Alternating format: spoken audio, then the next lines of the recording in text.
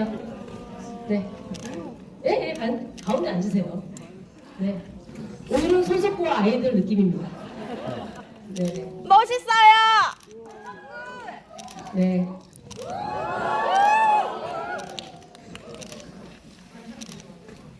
자, 오늘 또 많은 팬분들이 오셔서 손석구 배우님 그리고 또 저와 감독님을 응원하는 이런 선물까지 너무 감사드리겠습니다. 저희가 잠시 후에 끝나고 다 잘 챙겨가도록 할게요. 일단 두 분 오셨으니까 인사를 좀 해주시겠습니까?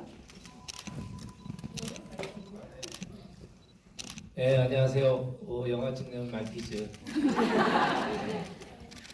손석구 배우의 중마호 찐친 오늘 처음 뵀어요. 네, 영화監督장준입니다. 반갑습니다. 안녕하세요. 저는 오픈더도 영화를 보고 영화에 반해서 지구를 자처한 배우 손석구입니다. 네, 여기가 가장 큰 관인데요. 다 꽉 채워주셨습니다. 그리고 영화 끝나고 나서도 잘 쓰지 않고 주위에 앉아 계셔주셔서 너무 감사드리고요. 네, 일단은 오늘이 마지막 지구예요. 하다 보니까 오픈도도의 관람을 유독 이 영화는 N차 관람을 하신 분들이 좀 많더라고요. 좀 이렇게 질문의 난이도나 이런 것들 좀 조절해야 돼서 사전에 한번 좀 여쭤봅니다. GV 여러 번 보신 분 혹시 계실까요? 다행히 많지 않아서 오늘 그러면 첫 GV인 것처럼 제가 다행히 할 수 있겠어요. 했던 얘기를 또 여러 번 하다 보니까 저희로서도 어디까지 어떻게 수위를 맞춰야 되나 했는데 마치 처음 하는 GV처럼 한번 진행해 보도록 하겠습니다. 그럼 감독님께서 먼저 이 영화의 시작점, 어떻게 이 영화를 구상하셨고 만들게 되셨는지를 좀 말씀해 주실 수 있을까요? 예, 한 5, 6년 전에 저랑 또 친한 후배 감독하고 술자리에서 무슨 사건 사고 얘기를 하다가 이 영화의 모티브가 된 실제 사건에 대한 얘기를 듣게 됐어요. 그래가지고 그게 30년 전에 미국에서 뉴저지에서 벌어진 사건이었거든요. 그 얘기를 듣는데 굉장히 진짜 그런 일이 있었어? 그런데 그 사건이 당시 미국에서는 이 주류 사회에서도 엄청난 반향을 일으켜서 다큐멘터리로까지 만들어질 정도로 엄청난 사건이었는데 한국에는 거의 안 알려진 사건이었어요. 그래서 요거를 영화를 만들면 좋겠다 언젠간 그렇게 생각을 하고 있다가 우리 좀 송은이 대표님을 만나가지고 이 영화를 만들게 됐죠. 네. 그래서 이게 사실은 저희가 2년 전에 촬영이 됐었고 작년에는 부산국제영화제에 또 초대가 돼서 또 이렇게 많은 분들이 또 자리를 꽉 채우셔서 매진으로 또 저희가 또 굉장히 기쁘기도 했었는데 일단은 정말로 그 손석구 배우님이 이 영화를 보고서 GV를 자처했다 이렇게 좀 저희 기분 좋으라고 해주신 얘기일 수 있겠지만 영화를 어떻게 보셨는지가 진짜 궁금해요. 근데 지금 좀 많이 늦은 감이 없지 않아 있지만 제가 가운데 아니겠죠? 지금이라도 좀 바꿔야 되지 않나요?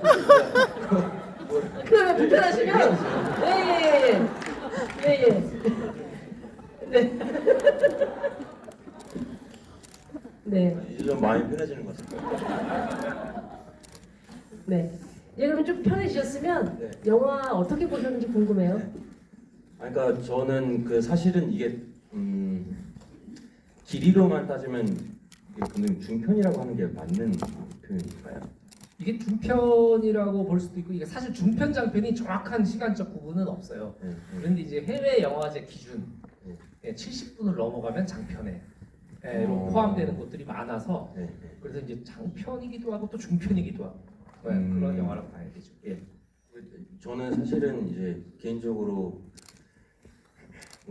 배우가 1년에 실제로 참여하는 작품은 적게는 하나에서 많으면 두세 작품을 하지만 그 작품을 선택하기 전에는 다양한 시나리오를 보면서 그런 갈증이 항상 생기는 것 같거든요. 좀 어떻게 보면은 파격적이다 싶은 그런 시나리오를 보는 게 쉬운 일은 아닌 것 같아요. 그리고 그런 시나리오를 받았을 때 그런 쾌감이 확실히 있는데 그래서 저는 영화를 보면서도 그걸 좀 활자화시키면서 많이 보는 것 같거든요. 이게 시나리오에서는 어떤 느낌을 있었을까. 근데 저는 그런 데에서의 쾌감이 확실히 있었어요. 이런 중장편이 갖고 있는 매력을 저는 이제 많이 접해본 적이 없었기 때문에 되게 신선하기도 했고, 그리고 보셨다시피 이야기를 그 서술하는 과정이 반대로 흘러가잖아요. 그게 아주 심플한 방식인데 거기서 오는 이상한 서스펜스가 저는 굉장히 재밌더라고요. 그래서 뭐 평소에 이제 배우다 보니까 배우분들의 연기를 저는 좀 많이 보고 이런 재미 포인트를 평소에는 가졌다면 그냥 이거는 어떻게 보면은 이 영화가 갖고 있는 좀 그 파격성이랄까 그런 거에 저는 매료가 많이 됐어요. 네. 각별히 저희가 이제 영화가 5개의 챕터로 구성이 되잖아요. 어떠한 챕터가 가장 좀 인상적이었을까요? 아무래도 조금 저는 그 사위가 그 세탁소에서 드디어 이제 챕터 네 번째 챕터군요. 네. 네 번째 챕터가 그냥 그 하나만으로도 좀 독립적인 이야기 같은 느낌이 많이 나잖아요. 그리고 저는 좀 이제 개인적으로 좀 센 얘기도 좋아하고 그러다 보니까 그리고 그 저기 선배님의 연기를 보는 재미도 굉장히 있었고 그리고 그 이제 부인과 어떻게 보면 처음으로 이제 그런 해서는 안 될 짓을 이제 처음으로 같이 그 의견을 나누는 그 챕터 집에서 3. 챕터 3.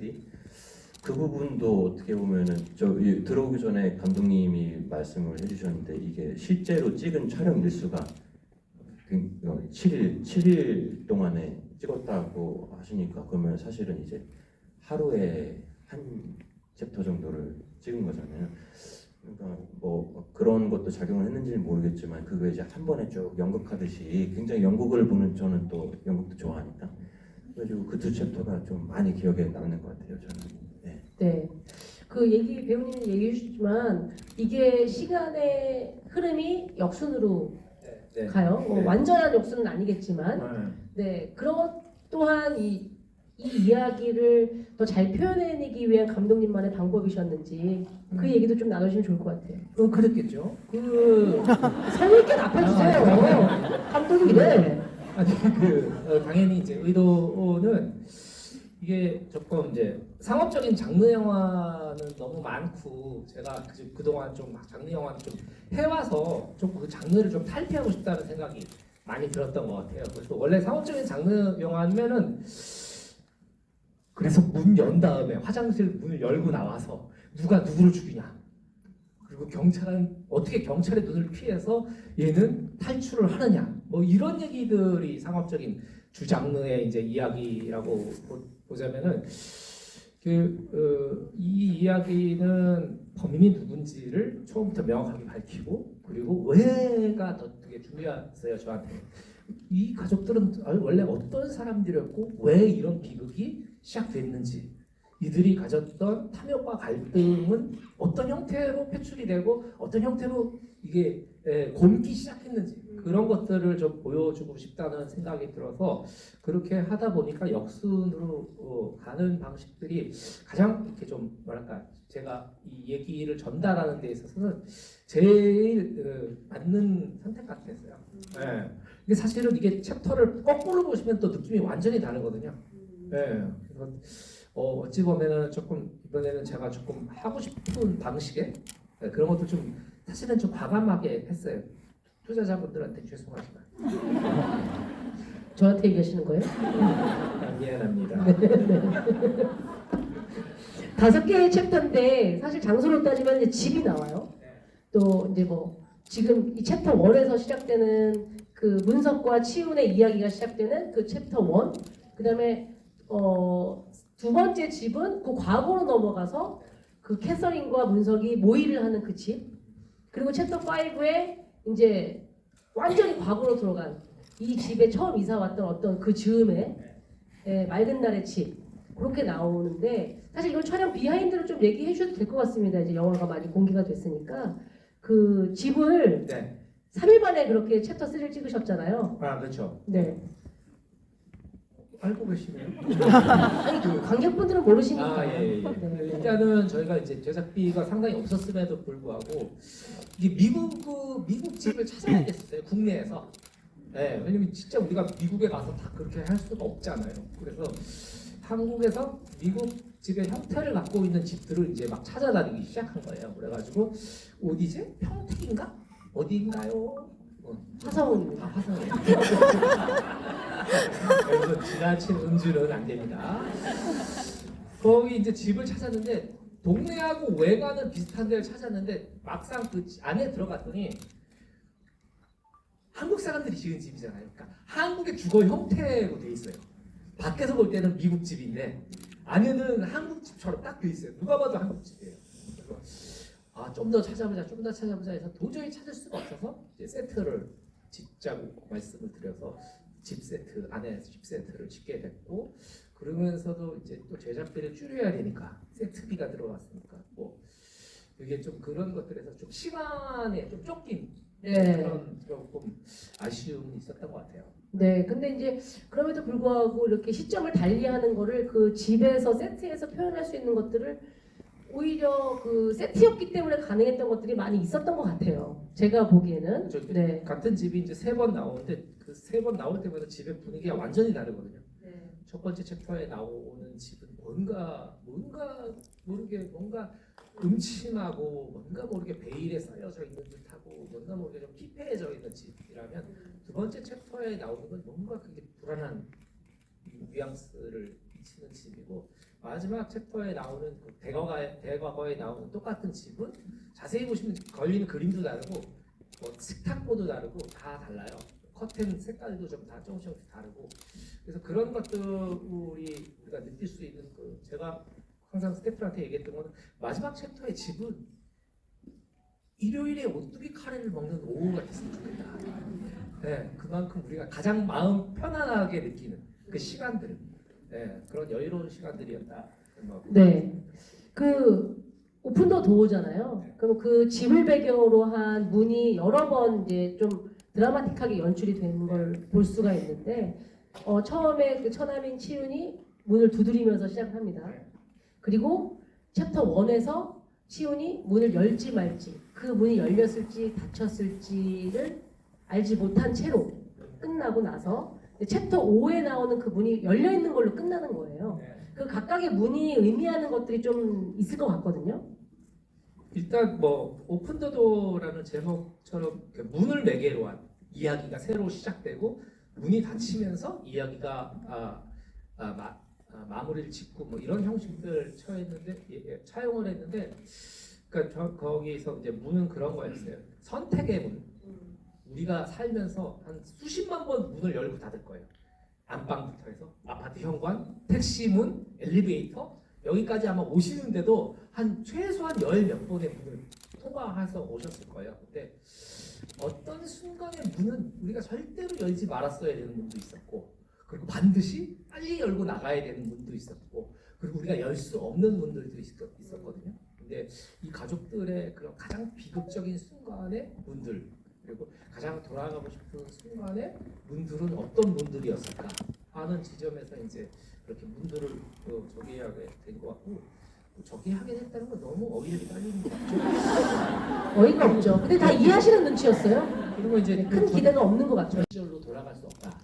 네, 그런 의미에서 문들을 좀 제각각 설정을 했던 것 같아요.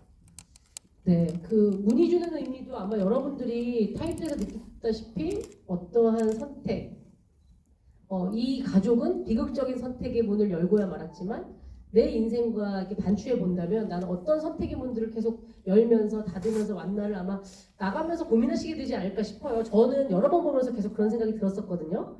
그때 만약에 문석이 치훈이가 따지러 가지 않았다면 그 문을 열지 않았다면 또 문석이 혜선이의 제안에 그렇게 리액션한 문을 선택하지 않았다면 문을 열고 나갔을 때 뒤따라 나가지 않았다면 이런 여러 가지 생각들을 하고 저도 인생을 이렇게 반추해 보면 내가 선택한 문들은 과연 좋은 문들이었나 또 올바른 문들이었나 이런 생각들을 하게 되는데 이쯤에서도 우리 배우님한테 여쭤보고 싶은데 어찌됐거나 2023년 대한민국이 가장 사랑하는 배우이시고 네, 23년 가장 또 뭐 거기에 뭐 아닙니다라는 얘기는 안 하시네요, 특별히.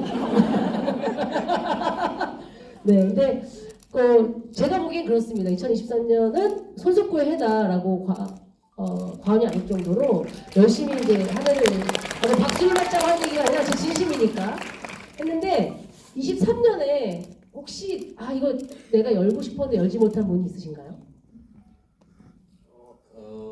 저는 지금 감독님 말씀하시는 거 들으면서 굉장히 공감하면서 들었던 건 결국에는 이제 운이라는 거가 어떤 선택의 순간이 운이화된 거잖아요.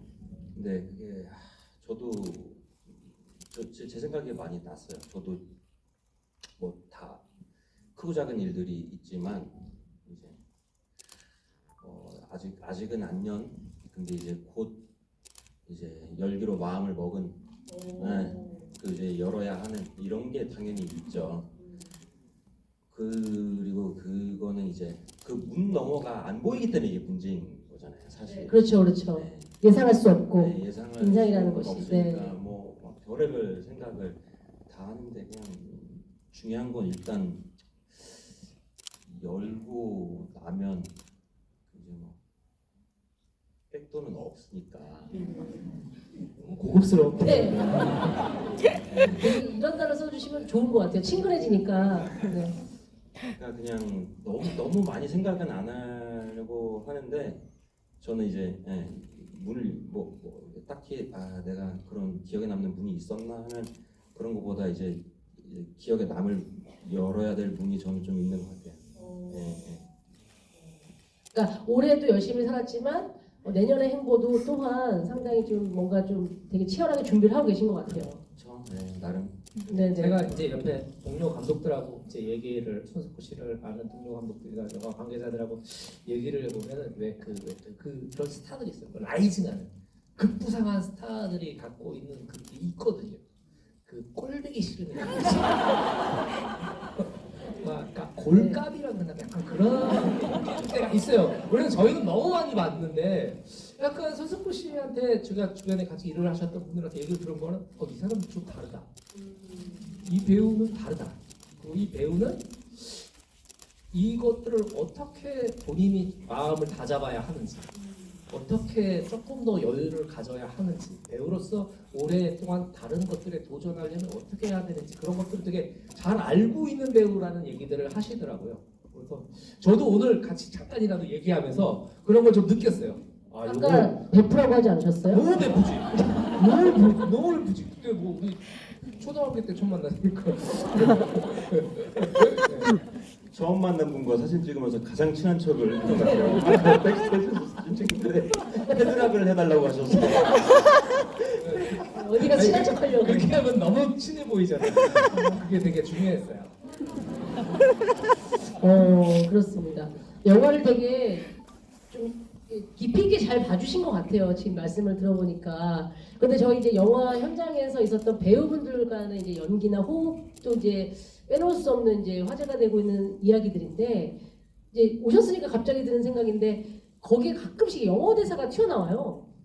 네, 배우분들이 그건 어떠셨어요? 그분들 되게 현장에 되게 힘들어하셨거든요. 왜냐면 두 분은 영어권에서 살던 적도 없고 그러한 욕을 해본 적 18은 자주 해봤지만 그런 뭐 FU 뭐 이런 거는 많이 안 해봤다. 되게 어려워했었거든요. 한 분은 강릉 출신이고 한 분은 청주 출신이에요. 미국 근처에도 가본 적이 없는 분들인데 저도 가끔 영어 하는 대사들을 하거든요. 네. 그리고 근데 저도 진짜 힘들어요. 그 영어 대사를 하는 게. 우리말 대사에 섞여 있는 영어 대사. 그렇죠. 그리고 저는 거의 뭐 이렇게 영어 대사를 많이 해야 됐던 그런 역할들도 가끔가다 있었는데 그 부담감이 너무 커요. 저는 사실은 뭐 10대 중반부터 20대 전체를 다 이제 미주 북미권에서 살았음에도 불구하고 아니야. 그래서 저는 20대 때는 20대 후반 30대 초반 때는 한국말로 연기하는 게 어려웠었어요. 그런 정서가 잘 탑재가 안 돼 있어서 네. 그러다가 이제 이게 우리나라에서 살면서 나 잘했던 것 같은데 이게 너무 어렵고 긴장이 많이 되고 그래서 저는 이제 아마 배우분들이 ADR을 많이 요구하지 않나요? 현장에서 영어 푸시 대사를 녹음, 하다 다시 녹음하는 거. 예. 사실 배우가 제일 신경 쓰이는 거잖아요. 이게 자연스럽게 안 예, 비치가 안 되면 그러면 너무 이제 가짜처럼 또 보이면 안 되니까 네. 영어 그게 그래도 참 인상적이에요. 그때는 한국말로 연기하는 게 더 어려웠다. 이런 너무 교포스멜이 굉장히 고급지고 아니 그러실 것 같아요. 왜냐면은 완전히 영어로 된 어떤 극을 하게 된다면 처음부터 끝까지 영어를 잘하면 되는 건데 이게 이제 막 한국 사람이 하는 영어라는 게 또 있잖아요. 그 톤이 그런 지점들이 좀 영어 연기를 근데 순간순간하게 여기 좀 어렵고. 캐릭터분들은 이게 뭐라 그러지? 그 이민 태어난 게 아니지 아니니까 않나요? 네, 맞아요, 이민을 맞아요. 간 거죠. 네, 한국에서 네. 이민을 간 그래서 저는 그게 되게 리얼했던 것 같은데 네. 오히려 너무 완벽한 게 아니라 그래서 대부분 이제 좀 성장기를 마치고 이민을 간 가족들이고 이제 막내를 제외한 막내는 이제 어렸을 때 네. 이민을 갔던 이제 설정이었는데 그런 것들의 사실 수위가 지금 말씀하신 것처럼 그러면 그렇게 간 이민 1세대들의 영어는 어때야 하나 그런 것들을 조금 자문을 많이 받았었던 것 같아요. 네네. 요 정도 쓰면 된다. 이제 교포분들을 만나뵙고 네. 좀 감수를 받고 그랬었던 것 같아요. 네. 일단은 우리 그 뭐 막내 역할에 우리 서영주 배우가 있었고 또 청주 출신의 이순원 배우가 있고요. 강릉 출신의 김수진 배우가 나오지 않습니까? 그렇게 캐스팅을 하시는 비화가 있을 것 같아요. 굉장히 연극 쪽에서 그 연기로 좀 소문이 나신 분들을 일부러 캐스팅하셨잖아요. 네, 맞아요. 그 서영주 배우는 전혀 알지 못했던 분인데 그 20대 배우들을 오디션을 되게 많이 봤었어요. 되게 많이 봤었는데 사실은 서영주 배우가 맡았던 역할은 되게 쉬워 보이지만 이렇게 쉬운 역할은 아니거든요. 그런데 그거 자체를 아주 그 짧은 시간 동안에 보여줬어야 되는데 그것을 사실 감독으로서 여유를 크게 못 준 미안함도 좀 있고. 네, 그리고 또 하나는 뭐냐면 그래도 서영주 배우가 잘 소화해내줘서 참 감사한 마음도 있고 이순원 배우는 뭐 제가 기억의 밤이라는 영화 할 때 그때 처음 오디션하면서 만났는데 그게 너무 얼굴하고 말투가 좋은 거예요. 뭔가 되게 순진해 보이는데 되게 짐승 같은 얼굴이 있는 그런 배우들 되게 좋아하거든요. 약간 수컷 냄새도 날 수 있고 되게 순박한 느낌도 날 수 있고 약간 구씨 같은 미안합니다. 그래서 그 이순원 배우는 사실 그때 처음 뵙고 나서 이 배우는 앞으로 계속 일을 하고 싶다라는 생각이 들었고 이 시나리오가 나오기 전에 그냥 이순원 배우한테 전화해서 이런 게 있는데 같이 안 할래? 그랬더니 무조건 하겠다고 그래서 하게 됐고 김수진 배우는 한 5, 6년 전인가 제가 뭐 준비하던 좀 센 영화가 하나 있었어요. 좀 잔인한 영화가 하나 있었는데 그 영화에 그 도살자 같은 역할이 3씬인가 2씬 나온 도살자 같은 역할이 있었는데 이게 원래 남자 캐릭터인데 남자가 하면 너무 뻔할 것 같은 거예요. 이거 여배우가 있으면 좋겠다. 그렇게 막 고민을 하다가 누가 했으면 좋을까 하다가 충무로 전철역 환승을 하잖아요. 4호선하고 3호선이 다른. 엘리베이터 되게 깊어요. 엄청 거기가. 네. 에스컬레이터 엄청인데 누구를 하면 좋을까 이렇게 생각을 하면 저 밑에서 누가 싹 올라오는데 사자머리를 너무 그 짜증난 얼굴에 김수진 씨가 올라오고 이러고 있는데 저 배우다. 누구였지? 이름이 뭐였지? 김수진인가? 왜냐면 저는 그분을 알고 있었죠. 왜냐면 지금 그렇게 좀 이렇게 연극이나 이런데 조금 특출난 배우들을 항상 우리는 찾잖아요. 김수진 배우다. 그거 스쳐 지나갔어요. 스쳐 지나가고 제가 이제 제 친구인 장현석 씨한테 혹시 김수진이라는 배우 알아? 안 돼요. 그럼 나 소개 좀 시켜줘. 그래서 이제 그 시나리오를 제안하고 김수진 배우가 자기 너무 고맙다고 그러는데 자기도 그날 충무로 전철역에서 장항준을 봤다는 거예요. 우리 같이 나가서 들어본 거야. 속으로 더 할때 김수진이다. 하면 장항준이다. 그래서 저는 안 본 척하면서 사실 그게 인연이 돼가지고 이번에 이제 오픈도어에 같이 참여를 하게 됐죠. 저는 사실 제작자로서 제작 현장에 가 있으면서 감독님이 왜 이 두 분을 캐스팅했을까가 사실 조금은 처음에 좀 의문이었는데 현장에 가고서 완전히 알게 되었어요. 그러니까 왜냐하면 저희가 이제 촬영 일정이나 이런 게 녹록지도 않은 상황에서 굉장히 밀도 있게 심도 있게 그 상황들을 이제 뭐 그냥 일반적인 연기가 아니라 이렇게 뿜어내는 연기를 했었어야 되잖아요. 그 에너지를. 근데 그 두 분이었기 때문에 가능했던 게 아닌가 이런 생각을 했고, 숨죽여서 특히나 그 챕터 3를 지켜보는 과정은 너무나 저도 굉장히 쫄깃쫄깃했었거든요. 네, 그 씬이 특별히 이제 굉장히 상당히 연극적으로 좀 연출을 하셨다라고 봐야 될까요? 원씬 원컷? 네, 그 네. 원시 원컷으로 해야 되겠다고 이제 생각 결정한 가장 큰 이유가 이게 굉장히 안에 상황이 계속 변해요. 시츄에이션이 계속 바뀌거든요. 망해가는 위기에 빠진 경험이 많은 배우였어야 하고, 그리고 이 배우들한테 컷을 하기 싫은 거예요. 왜 그 감정이 있잖아요. 그걸 딱 하고 컷 한 다음에 다시 카메라 위치 바꿔가지고 아까 거기서부터 다시 시작해 이렇게 하기가 너무 싫은 거예요. 배우분들한테도 그렇고. 그래서 그냥 롱테이크로 가면 어떻겠느냐. 굉장히 어려운 거지만 근데 그 두 분을 믿고 했는데 두 분이 너무 잘해주셔가지고. 혹시 관객분들도 느끼셨는지 모르겠지만 챕터 3에서 그 배우 두 분이 롱테이크로 이제 뭐 박 사장이 그렇게 됐고, 그 이전에 캐서린 혼자서 꽉 하면서 담배를 피우고 창가를 봤다가 고민했다가 어쩌고저쩌고 했다가 그 남편이 들어오고 둘의 대화가 오고 가고, 그 사이에 또 이제 전화를 받고 뭐 이런 것들이 이어지면서 그게 롱테이크로 이어지는 씬인데요. 그렇게 됐을 때 이제 저는 사실은 제가 오래된 감독님이고 친분이 있지만 여기에서 장은주 감독님도 이 항테일이 있구나라고 느꼈던 지점들이, 그 빛이 어떻게 들어오냐에 따라서 배우들을 이렇게 세웠다가 또 뒤로 세웠다가 요 대사할 때 조금 더 어두운 음영이 생기게끔 다른 조명을 치지 않은 약간 자연광을 최대한 살리시면서 그 배우들의 대사와 감정을 표현하셨단 말이죠. 그러니까 이게 누구라도 이렇게 할 거예요. 예, 그게 뭐냐면 여기 인공광이 없고 밖에서 되게 눈부신 햇살이 들어오잖아요. 커튼 너머로 눈부신 햇살이 들어오는데, 그런 것들의 전면창의 가장 큰 장점은 등을 돌리면은 콘트라스트가 생겨서 굉장히 어두운 사람이 되고, 네, 그리고 그 반대쪽으로 각을 잡으면은 이 사람 자체가 얼굴이 아주 확연하게 들어가는 것들이 있거든요. 그래서 창에서 멀어지면 멀어질수록 문을 열까 말까 하잖아요. 그 배우가 지금은 미치는 게 정상이야. 그러면서 이제 캐서린이 먼저 나가고 남편이 따라나갈까 말까 할 때 거기서는 어두울 수밖에 없잖아요. 광원과 멀어지니까.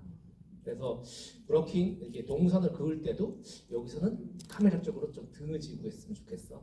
그런 것들이 좀 계산돼서, 배우들이 대사도 엄청 많은데 여기서 담배를 물고 여기서 끄고 동작까지 다 작속을 해야 되고 그걸 카메라랑 다 맞춰서 해야 되기 때문에 한 번이라도 대사를 씹거나 서 있어야 될 위치에 있지 않거나 이 동선이 딱 틀리는 순간에 카메라랑 안 맞으면서 처음부터 다시 다 찍어야 되는. 예. 다 좋은데 여기 표정이 좀 안 되는, 여기 표정만 따자가 안 되는 거예요.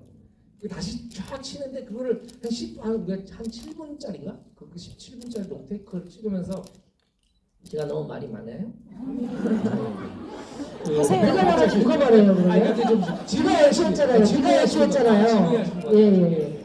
그래 해가지고 했는데 이것들을 했는데 외워야 될 대사가 너무 많고, 그 동선과 그 행동 액팅들, 그리고 어디를 따라 나가야 될지 카메라랑 약속을 해야 돼서 한 17분 한 테이크를 가고 나면 한 진짜 20분 넘게 쉬어야 돼요. 에너지를 다 써버려가지고. 네. 그렇게 해서 사실은 테이크를 많이 가지는 못했어요. 다행히 마지막 순간에 오케이가 나와서. 네. 그럼 마지막 테이크가 오케이군요.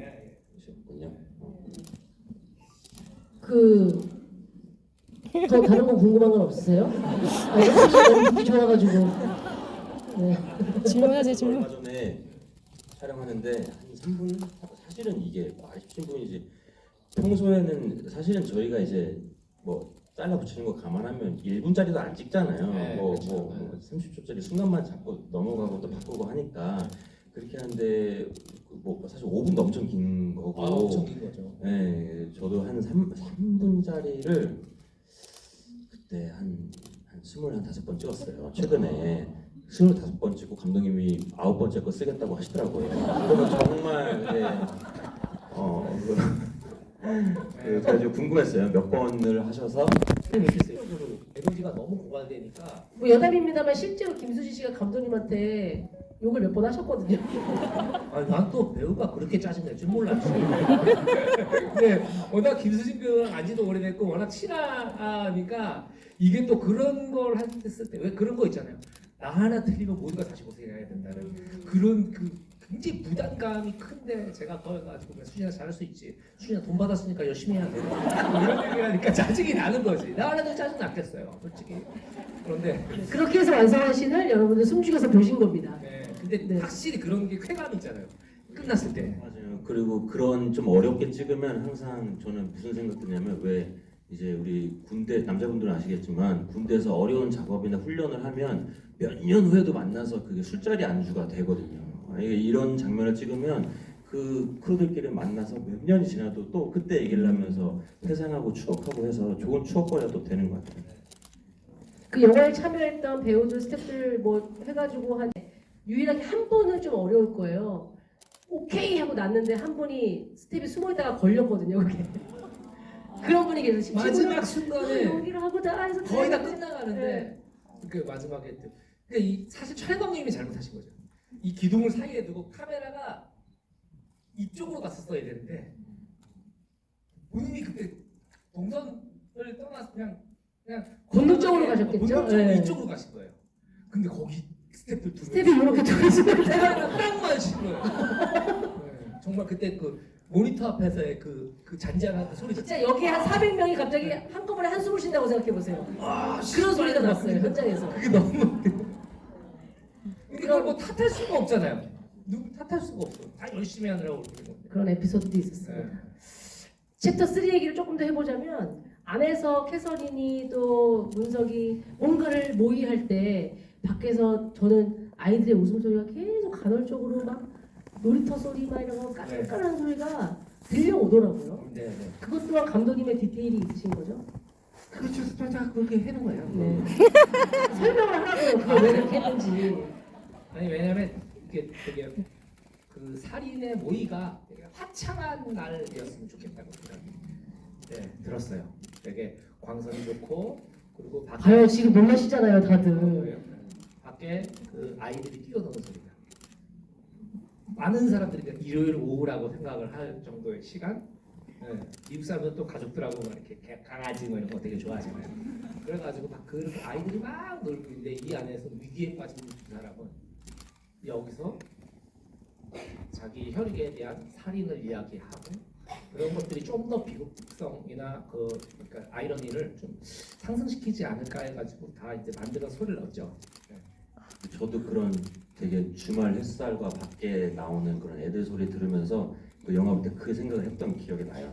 아 맞아 어딘가에서 누군가의 범죄는 저런 식으로 시작되겠지.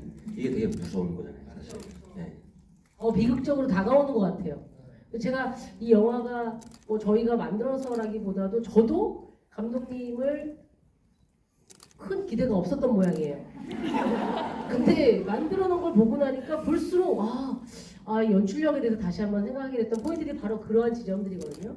네, 어떻게 하면은 더 생각할 거를 던져주느냐, 깊이 있게 생각할 수 있게 하느냐. 그래서 특별히 저희 영화가 좀 N차 관람하신 분들이 많고 다시 볼수록 그 전에 몰랐던 것들이 더 보여요 하는 분들이 많은 이유도 바로 이러한 디테일을 더 하나씩 발견하시는 재미가 있기 때문이 아닐까라는 생각도 하게 됐습니다. 네. 질문 받을까요? 관객분들 또 질문 여기 손석구 씨 보시겠다고 또 보셨으니까 네. 질문들을 그러면 지금부터 질문을 한번 받아보도록 하겠고요. 질문 해주신 분들 가운데서 저희가 오픈도어 포스터를 좀 드리고 있습니다. 네. 이 포스터에는 장항조 감독님과 송은이 사인이 더 있습니다. 손석구 씨 사인은 없습니다. 손을 내리시는 분들도 있네요. 자, 여기 제일 가운데에서 들어주셔가지고요. 네. 우선 장항준 감독님 영화 보려고 이전에 만드신 영화 다 봤어요. 보고 왔는데 아 예 감사합니다. 가장 먼저 궁금한 거는 네. 존속 살인을 사실 계속 다루셨거든요. 네네. 존속 살인. 네. 네. 그러니까 기억의 밤도 존속 살인이에요. 기억이 안 나시는구나. 기억이 안 나는데 기억이 막. 네. 네. 그 의사 맞아요. 남편이 네, 그죠? 네, 맞아요, 네. 맞아요. 네. 마누라를 돈 때문에 죽여라 네, 네, 하는 네. 내용이고 죽지 않는 인간들의 밤도 네. 결국에는 인간이 아니지만 마누라를 살해하는 네. 하려고 하는 네, 네. 그런 내용이었는데 이번 것도 마찬가지였던 것 같아요. 음. 저는 그래서 뭔가 그 사건을 보고 만드신 게 아니라 원래 존속 살인에 대한 조수 살인마다. 존속살인 매니아다. 존속살인 매니아. 아니라 네. 관심이 원래 좀 있으셔서 잘 해봐서 진짜 그러고 보니까 그러네. 박찬욱 감독도 네. 그 복수 시리즈를 만들고 그러시잖아요. 예, 예, 예. 그렇게 가시는 걸로 알고 존속살인 3부작인가요? 두 번째 질문도 있어요. 뭐그 네. 예. 일단 첫 번째 질문은 장항준 감독님이 졸속살인 매니아냐? 거기에 대한 얘기고 두 번째 질문은요. 그 첫 번째 나왔던 동생의 연기는 굉장히 깔끔한 사람이에요. 네. 형아가 코 파가지고 막 뭐 땅콩 먹고 막 이런 거 보고 되게 싫어하고 입 쑤신 다음에 얼굴 만지니까 도망가고 막 이러거든요. 네, 네. 근데 마지막 장면에서는 이 아이는 원래 되게 깔끔한 아이도 나와요. 아니 더러운 아이도 나와요. 저 시리얼을 먹다가 막 옷에 흘리고 막 이렇게 하죠. 네, 네, 네. 그게 무슨 나중에 그 사건 때문에 강박이 생긴 거를 일부러 만들어내신 건지 아니면 그냥 그 놓치신 건지. 이게 죄송합니다. 보기를 넉넉하게 만들어주셔서 감사해요. 그렇게 디테일하게 생각을 한 적이 없어요. 생각한 적이 없고 그리고 다만 뭐냐면 그때 당시에 왜 그런 거 같은 거 생각했어요. 가장 평화롭고 가장 행복한 시절에는 우리는 응석을 부리고 싶지 않았었나? 네, 가장 믿을 만한 가족들, 엄마하고 있을 때 응석 부리고 그것들이 막 떨어뜨려도 엄마가 아이고 하면서 치우고 막 그런 것들 안에서 우리는 어찌 보면 그때는 못 느껴도 행복을 느끼게 되는 것 같아요. 근데 지금은 그 응석을 받아줄 사람이 없잖아요. 네. 그래서 더 이상 그걸 할 수가 없는 게 아닐까라는 생각을 했었고 그리고 두 번 뭘 존속살인 매니아에 대해서 설명을 해주세요. 존속살인 매니아는 아니고요. 그러니까 이게 가족에 관심이 많아요. 가족에 대해서 관심이 많고 특히 이 작품을 하면서 그 교민 사회, 교민 가정에 대한 관심이 되게 많아졌었거든요. 그 전부터. 그래서 한국 이민자들의 가족이라는 거는 뭐 손석구 씨의 경우는 잘 모르겠지만 대부분 이제 되게 영어도 잘 못하시는 분들이 미국에 오셔가지고 80년대 오신 분들은 80년대 시간이 멈춰져 있잖아요. 예, 90년대 오신 분들은 90년대 한국의 가치관과 사고에 멈춰 있거든요. 그래서 어찌 보면 한국은 굉장히 가치관과 사고가 되게 빨리 변하는데 거기는 그대로 그때 그대로 있어서 어찌 보면 좀 보수적일 수도 있고 네, 그렇게 나쁘다는 얘기가 아니고 그런데 그분들이 와서 그렇게 자리를 굳히고 살아가는 데 있어서 가장 중요했던 건 가족이에요. 믿을 만한 사람도 가족밖에 없고 의지할 수 있는 사람도 가족밖에 없고 그리고 아빠 엄마가 일을 하는 걸 아이도 가게에 나가서 가게를 보고 위협을 무릅쓰고 막 살아가는 이 가장 끈끈한 운명 공동체들은 사실은 쉽게 무너질 수 있거든요. 어떤 외부의 충격 하나에. 네. 운명 공동체라는 것들이 우리가 왜 가족들 저번에 권일용 교수님이 한번 오셨었거든요. 저희 GV 가운데 네. 권일용 프로파일러 같이 GV를 한 적이 있었는데요. 그분이 이제 얘기하시기를 살인 중에 가장 많은 게 존속살인이다. 네, 묻지마 살인, 강도살인이 아니고 가장 많은 게 남편이 아내를, 아내가 남편을, 부모가 자식을, 자식이 부모를. 네. 그리고 누가 누구를. 그러니까 그 존속살인이 왜 많은 것들에 대한 얘기도 좀 그때 잠깐 이게 얘기가 끝나고도 술자리에서 하기도 하고 막 그랬었는데 그런데 끈끈하면 끈끈해질수록 그 균열은 한 번에 외부의 충격이 단 한 번에 모든 것들이 근간이 흔들릴 수가 있게 되는 것 같아요. 그래서 제가 하다 보니까 이런 교민 사회에 대한 관심도 많이 가지게 되고 꼭 이렇게 누가 가족끼리 죽이는 걸 좋아해서 그런 게 아니고 이 얘기에는 상당히 필요한 부분이었다. 실제로 김희 작가님이랑은 서로 죽을래? 이런 얘기 많이 하시죠? 그렇죠. 죽는다. 서로 이렇게 만약 살해 의도는 없죠. 네. 매니아는 아니다. 네, 그렇죠. 예. 알겠습니다. 다른 분 또 한번 질문을 받아보도록 하겠습니다. 네, 이쪽에 여기 끝에 네.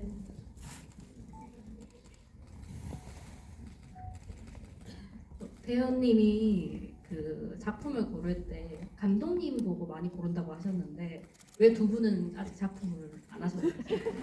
아, 손석구 배우님께 드리는 질문이고 손석구 배우님은 평소 뭐 그렇게 얘기하신 적이 있나요? 감독님과 보고 작품을 고른다. 근데 이제 장항준 감독님은 베프임에도 불구하고 왜 작품을 한 적이 없느냐? 여기 질문이시네요. 네네. 또 질문으로 매기시는 경우는 흔치 않은데. 이제 베프끼리 하는 게 오히려 더 어려울 수도 있어요.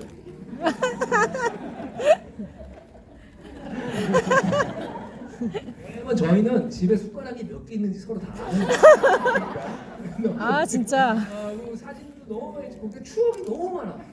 사실 베프라는 것은 이제 조금 과장된 얘기니까 한번 그거 여쭤볼까요? 나중에 혹시 작품할 기회가 있고 감독님이 예를 들어서 뭔가 시나리오를 제안을 한다면 네, 저는 그 당연히 너무 영광이고 그리고 오늘 그 말씀하시는 거 들으면서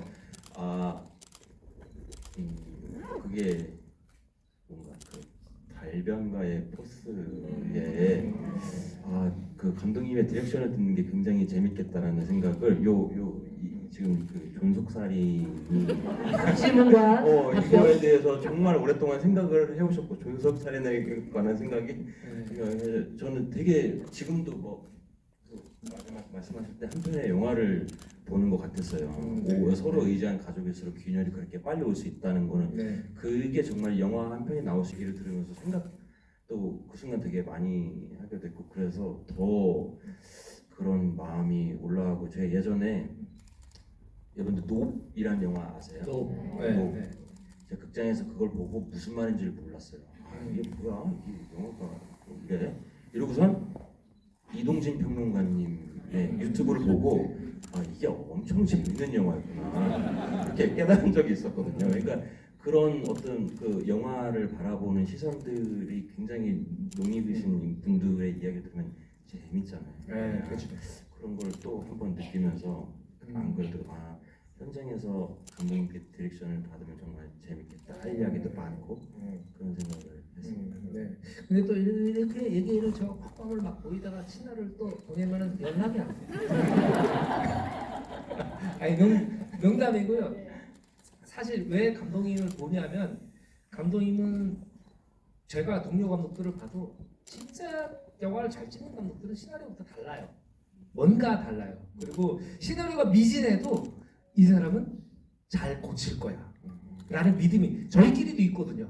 네, 저희끼리도 있기 때문에 그거는 너무 당연한 선택이라고 생각하고 손석구 배우님도 뭐 근데 감독은 좋은데 시나리오가 정말 형편없는 경우 잘 없지만 그렇게 되면 또 안 하시겠죠. 그러니까 분발하세요. 손석구 배우가 작품하는 그날까지 파이팅. 저 너무 영광이죠. 자, 다음 질문 보겠습니다. 조금 위로 가볼까요? 네, 이쪽 라인 계단에서 검정색 티셔츠 입으신 분, 네, 빈자리 뒤쪽에 계신 분.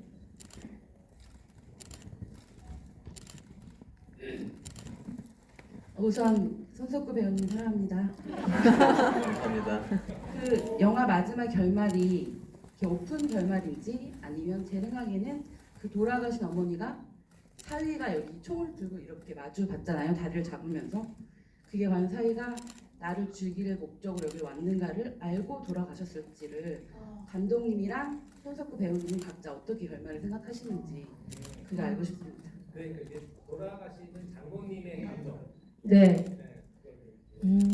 일단은 어떻게 느껴지셨어요? 저는 감독님한테만 하시는 줄 알고 약간 한 반밖에 이해를 못했어요. 한 번만 더 얘기해 주세요. 그러니까 그 챕터 4에서 그 어머니가 돌아가실 때 네. 마지막에 문서가 도와줘라는 얘기를 하죠. 눈이 마주치잖아요. 눈이 마주치죠. 눈이 마주치고 사실은 이분은 영문을 모르잖아요. 네. 네. 네. 근데 그 마지막에 얘가 마지막에 왜 들어와 있지?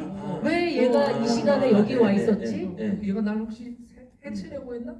뭐 수많은 생각들이 네, 거예요. 네. 왜 가만히 있었지 아까? 네. 이런 네. 정확히 어떤 감정이었을 것 같냐고 여쭤봤어요. 네. 돌아간 엄마의 어머니. 제가 저 딱 그때도 되게 놀랐어요. 일단 다리를 확 잡을 때 너무 놀랐었고 그리고 눈이 마주쳤을 때 제가 정확히 들었던 생각은 누군가의 마지막 보는 모습과 생각이 저거는 정말 비극적인 죽음이다라는 생각을 했었어요.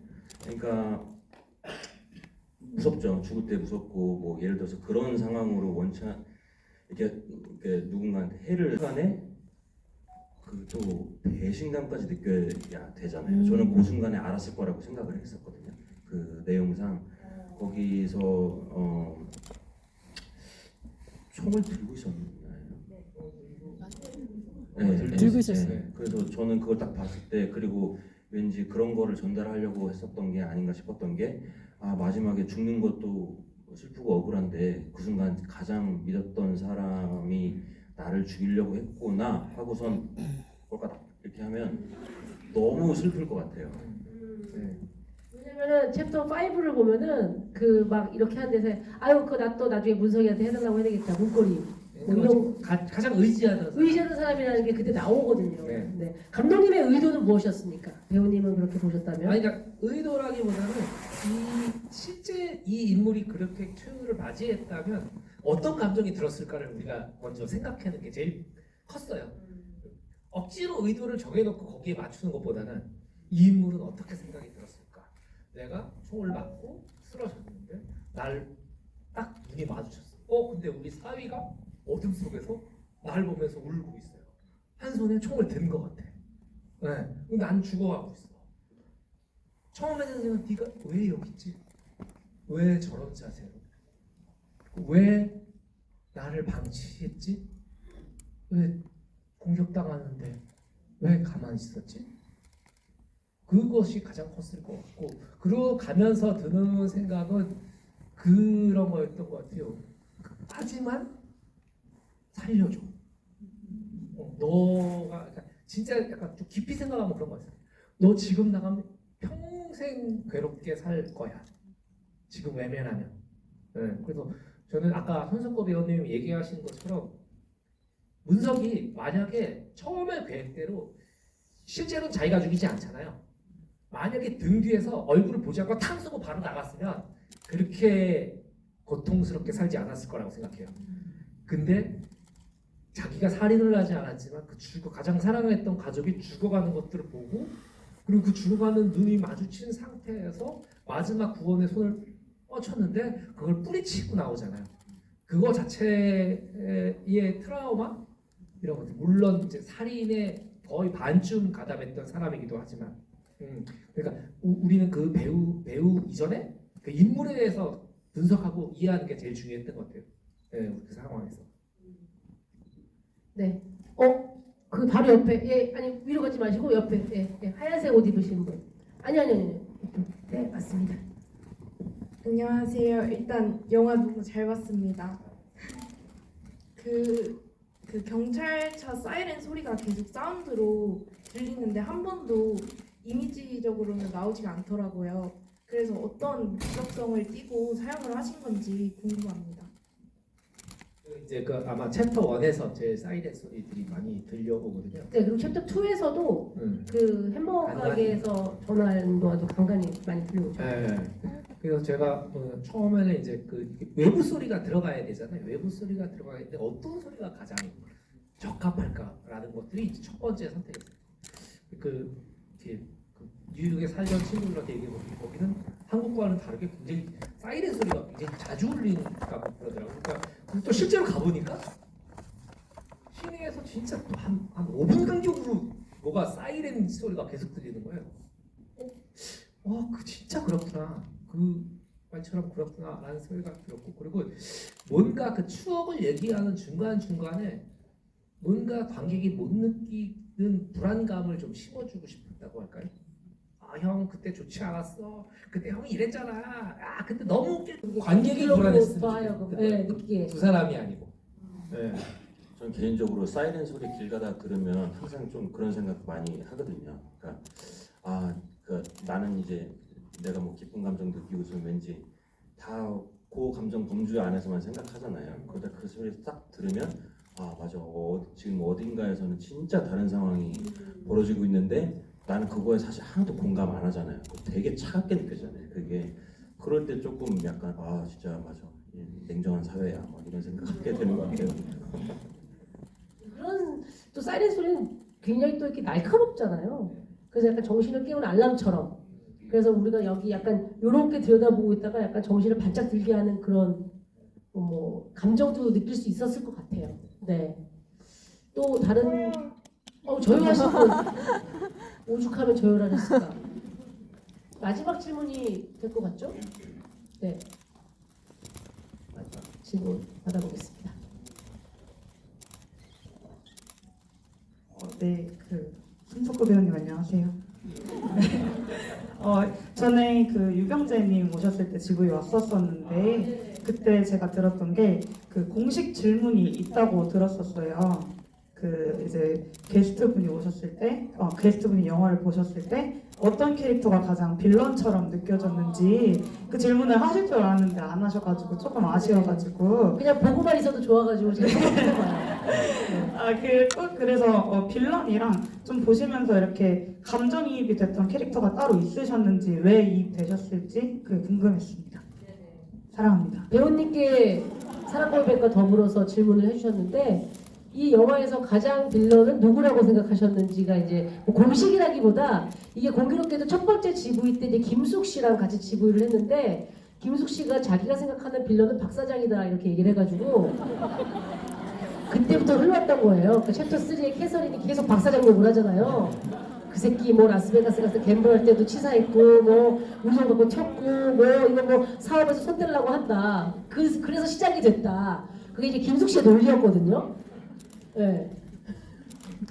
저는 아마 이제 누가 공감이 됐는지를 먼저 답을 해야 주관적인 답변이 될 수밖에 없는 누가 빌런인가가 나올 것 같은데 제가 가장 공감을 했던 건 이제 사위라는 말이에요. 특히나 그 부분이 다 그러니까 노력하면 다 공감할 수 있죠. 근데 저한테 팍 왔던 장면은 마지막에 자기 장모님을 그렇게 등지고 저는 뛰는 장면 있잖아요.